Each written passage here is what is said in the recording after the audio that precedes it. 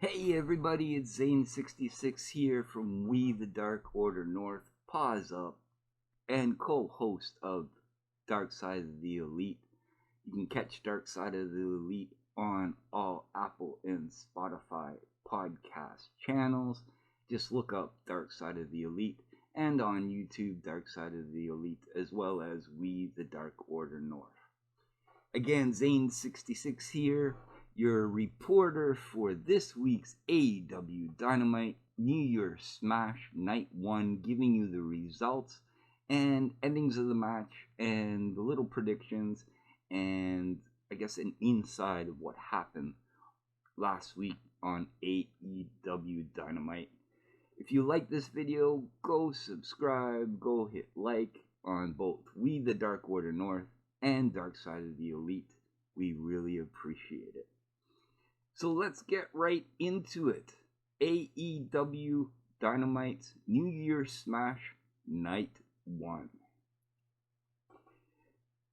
New Year's Smash Night 1 happened on January 6th of 2021 at Daly's Place in Jacksonville, Florida. Now, right at the very beginning, they make the announcement that all the stats have reset, so every wrestler starts at 0 and 0 again for the ranking purposes, which is a big thing to know. We get to see who rises to the top this year, and it's a good start. I always like it. I love stats. I'm an analytical guy, so stats are great. So they announced that right away. Goes right into our first match, the 8-man tag match with the Hybrid 2, the Acclaimed versus the Young Bucks and SCU. All these teams I'm a very big fan of. I will just, like I said, on every match by match, go less over maybe the highlight of the match or go to the very, very end. This one was a typical Young Bucks match, hybrid match as well. A lot of back and forth, so on and so forth. So I'll go right to the end. Daniels blind tags in, lays Evans out. Nick acts like he's going to do a Meltzer driver, but stops, dives onto the Acclaimed in a Helical on the floor. Daniel then does the best moonsault ever into a Meltzer driver with Matt onto Evans for the 1, 2, 3 pin. Great match all in all. Good ending. They have a little promo at the ending of the match with Kazarian and Christopher Daniels.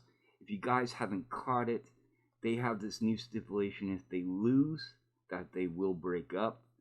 So Kaz says that he won't allow that to happen on his watch. Daniel says that they have the Bucks backs anytime they want, but they also want a shot at the Young Bucks title. That brings us to the very first commercial break. Again, great opening match, great promo at the end with SCU, and I'm excited to see what happens. Will they break up? Will they not? So it goes to a commercial break. Out of the commercial, Jon Moxley makes another promo. Great promo. He makes his down to the ring for the first time since losing his title to Kenny. Says people probably expected to come out of here and scream and complain about what happened to him, but he says it's a waste of time and that wrestling is an unforgiving sport. He says sometimes you're on the bad end of a bad deal, and when that happens, you just grit your teeth and chin and grit your teeth and stare down adversity and never back down. Moxley says he isn't going anywhere. He has zero tolerance policy for shitty people like Omega and Don Callis. Moxley says that fitting response would be to run down Omega and Callis and beat them to a bloody pulp with a crowbar. Moxley says that tonight the title, that he'll put his blood and sweat into it on his line, and Phoenix tonight has a shot at it. Phoenix deserves, which is the highlight or the end match of the night. Moxley says that Kenny will never be safe and he'll get even and then something. Moxley promised you one day I'll look into your eyes in the double and beg for mercy, and you realize you crossed the wrong guy. So again, another great promo from Moxley. All year he's been killing it. Um, so let's see what happens with Moxley in this future. He has one loss. His record is back at 0. Let's see where he goes. Then it goes to backstage where Chuck Taylor reveals that Trent has a torn pec, that he'll be out 4 to 5 months. Miro and Kip walk up and they taunt Chuck, saying that means he'll be on the shelf for 4 to 5 months too. Trent was the leader of the little group. Then Taylor challenges Miro to a match. He says he will beat Miro's big goofy ass in the ring next week.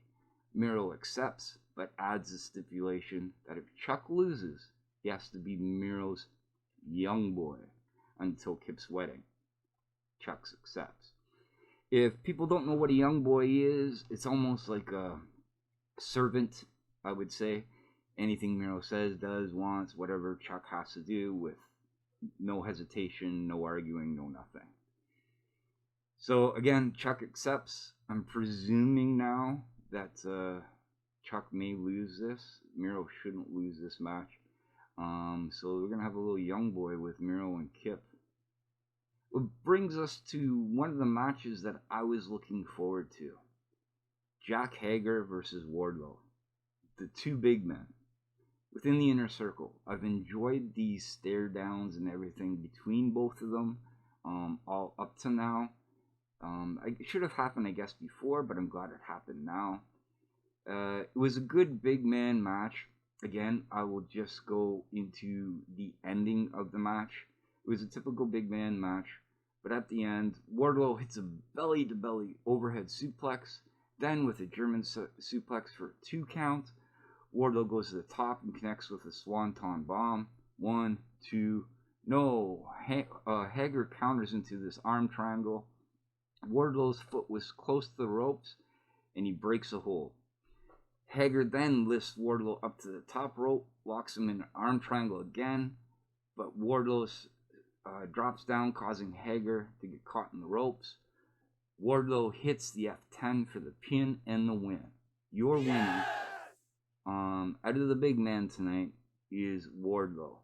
Good job by both men. Wardlow going over is what sort of we expect, but it's great to see him because I love Wardlow as a big man. Good match and all.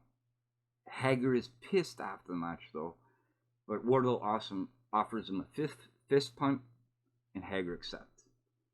Then we go into a weird segment. I'm not sure where they're going with this as well. I've been talking about it on Dark Side of the Elite. Again, you can get it on Apple and Spotify podcasts. Just look up Dark Side of the Elite. They're backstage with Private Party, and they're bringing gin and juice for Snoop Dogg tonight. So Snoop Dogg shows up with the juice. Matt Hardy approaches him with the new contracts, and these contracts are that Matt Hardy gets 30% of Private Party's winnings, right? That's been explained on Being the Elite. Again, I don't know where they're going with this. I don't like this iconic Matt Hardy, but I guess it is what it is. And asks them what was the deal with the chair last week. Matt convinces them to sign the contract. Snoop is looking in the background, just smiling. Matt says he isn't a monster. He won't take their money from Cameo or Twitch or anything. So I thought that was pretty funny. I don't know how much money they make on Cameo. I don't even see them on Twitch, so maybe I got to look that up. So that went to that commercial break. Again, I'm not a fan of this, but I guess it is what it is. So out of the commercial, Darby Allin and Team Taz come out for the official weigh-in. Allin is also carrying the new TNT title. Again, they retired the TNT title for Brody Lee Jr. That's now the forever TNT champion with that title. The title looks good. Looks much better. So what happens? They both weigh in. After weighing in, Taz taunts Darby about weighing in with all his clothes and his gear because he had all his chains on and everything, just to make him weigh more, which is sort of true. Allin says that Taz claims the feud has been 9 months in the making, but for him it's been more than 20 years because he's dealt with a lot of shit from people like Taz all his life. So Alan then again says, everyone knows how this is going to end, so time to get to the good part, and he's ready to fight. Taz screams at Tony, get your ass out of the ring, and they're about to attack him when the lights go off, go back on, and guess who comes out? It's Sting! Sting comes out to Team Taz. Team Taz retreats. Taz screams about being sick of Sting and says that Sting can't save Alan when Cage beats his ass. Another good little promo weigh-in, probably one of the better weigh-ins I've seen. Sting and Darby Allin, I guess, connecting to each other. I guess something's going to go in collab with them in future. Looking forward to it. Darby Allin's a rising star, so it's good to see that. Then it goes to a little segment backstage with MJF approaching Jack Hager back in the locker room. Hager's freaking out. Sorry, it's Jake Hager. I always say Jack. Jake Hager freaking out about his loss in the locker room. Hager's freaking out because he lost. MJF turns into like the smooth, calm down guy. Says that Hager isn't a loser. He should be proud of himself and for how he fought tonight. Hager said he almost dropped MJF when he walked into the locker room there, but he's cool and he appreciates MJF checking in on him. They fist pump. MJF leaves. That brings us to the next commercial. Again, good little segment. MJF being like the guy to calm everybody down is genius. I think it's the start of him taking over the Inner Circle. It's a good little segment that brings us to the next commercial. After the commercial break, you got footage of Brody Lee Jr. clowning around with Marco Stunt on last night's Dark. If you guys haven't seen it, it is very, very funny. Marco comes out, starts to say something. Dark Order music comes on. Brody Lee Jr. comes out, says, well, you may be taller than me now, but a couple of years, he's only like 8, right? A couple of years, he'll be taller than him. He's ready to fight. He calls him like a loser or something. And what happens is that, like, everybody comes out. They start pushing each other. Everybody comes out, and then Brody runs off trying to chase Marco out the ring. So that was pretty funny. Go watch it on YouTube or wherever you may see it. It's really, really good. Then Marco, I guess it comes into the Jurassic Express thing, quest for the titles for FTR. They walk up. Dax tells him that he is useless. He needs to shut up. Cash says Brody Jr. was right. Marco is a loser. Marco says next week they'll kick both of their asses. FTR agrees to a match against Jungle Boy and Marco next week. Tully tells Marco to worry about a flashback. I think that's presuming on what Dax and Wheeler did to him before. Going right into our next match. The newborn Matt Sydal versus the American Nightmare Cody Rhodes with Snoop Dogg. Back and forth match again. Again, I'll just go over to near the end of the match or the highlights. Sydal hits a big roundhouse kick followed by a spinning neck breaker for a 2 count. Sydal goes for another jumping knee, but Cody avoids it. Hits the crossroads, followed by another crossroads. 1, 2, 3. Winner, winner, Cody Rhodes. So after the match, this was the weird part, and you'll see the pictures here on the side. Serpenticle and Luther come out to attack him. So they start attacking Cody. Sydal helps out, knocks Luther to the floor. Then Sydal goes up to the top rope, but Snoop Dogg goes, not today, not on my watch, right? He goes up, and Tony Schiavone calls it the dog splash. Take a look at it. It doesn't look right, but it's, I guess, funny to see. So, yeah, Snoop Dogg hits a frog splash, and supposedly Tony Schiavone almost has a stroke. So that was funny.